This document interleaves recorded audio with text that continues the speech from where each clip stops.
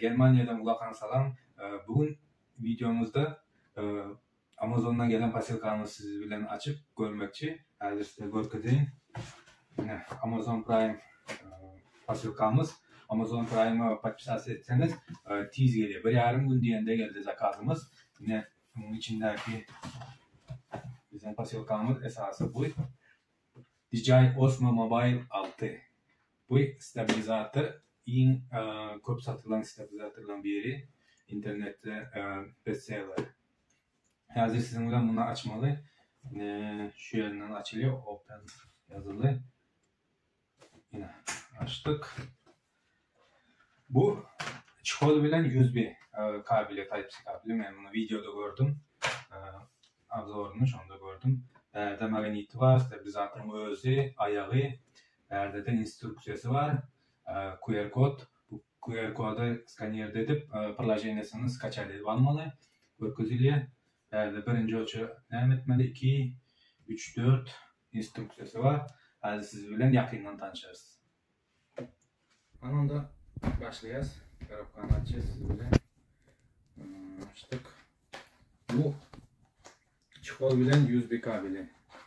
Şöyle. 100 bir kabile zaryadı için. Bir yerde de kitapları var. Nakleyka var, kitap var. Bu da Osmo yazılı. Epesli var bunun ulluğu. Bundan bir şeyle görkezeyim. Yani duruşu. Bu stabilizatör katı kovullar. Bu da ayağı. 3 ayağı. Açık görkezeyim. Bu da magneti. Bu telefona giydiriliyor. Şöyle açılıyor, giydiriliyor. Bu da stabilizatörün özü. Opşu 300 gram var da şu. Şimdi bunu açayım.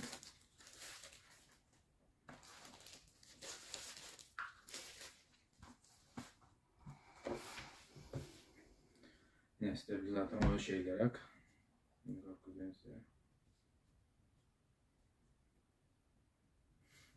Şimdi şöyle rezve var. Bayağı şöyle derev çıkartıralı. Şimdi açacağız. Şöyle koyuyoruz.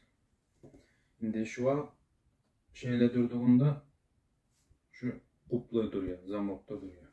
Şunu öne edip şu ekrana karşı koyuyoruz. Sonra şöyle açıyoruz. Ses ediyoruz. Cevap sesi var. Şimdi buna knopkaya basıyoruz. Zadane veriyoruz. Açılıyor. Şimdi bunu takmalı. Şöyle bir takalım. Şimdi şunun şöyle geldik var. Şu geldik şu yere doğru gelme. Ondan şeyler doğru getiriyoruz. Şimdi komanda verelim. Hop. Özüne geldi. Şimdi size kısaca ayet geçeyim. Bu joystick öne iyice alanında kameranı uzaklaştırıp yakınlaştırıyor. Ondan başka M düğmesi var. O da uçurup yakıyor. Başka rejimlere geçiriyor. Bu joystick'te iki kaptalı aileye yukarı aşağı şöyle.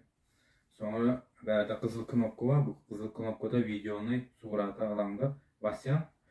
Onda güç adetiyor. Burada yeni bir düğme var. O düğmede öndeki kamera ile frontal kamera arasının yerini değiştiriyor. Ondan başka da arkasında bir knopka var. O knopka senin yüzünü, kellerini seçiyor. Sonra sen nereye yürüyorsun, şu telefon şeyle aylanıp seni izlerler kamera alıyor. Şu düğme. Onu bir kez basyan seni seçiyor. İkinci sefer basanda ayrılıyor. Ondan başka da şu anda zaryadı volüm razyomu var. Oldu. Şeylerak. Bunda stabilizatörde köşede yürüp bir yerlerde video çekende katık oluyor. Tek iz gittiği videonu tek iz yürüp alan yağlı oluyor. Tek iz yerde yören yağlı oluyor. Katık oluyor. Ben şunu seçtim.